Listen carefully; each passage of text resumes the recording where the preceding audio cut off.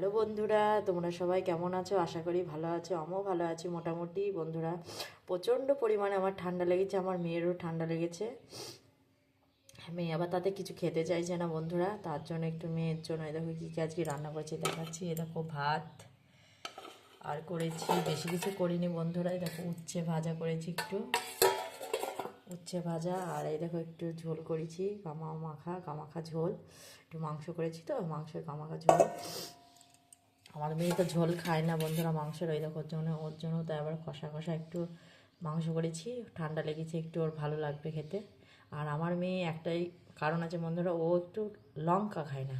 ওই এক সমস্যা আমার, লঙ্কা ছাড়া মাংস করতে হয় ওর জন্য। এই দেখো আর করেছি সবার লাস্টে, কাল মিষ্টি নিয়ে এসেছিলাম বন্ধুরা, একটু আছে দেখো মিষ্টি।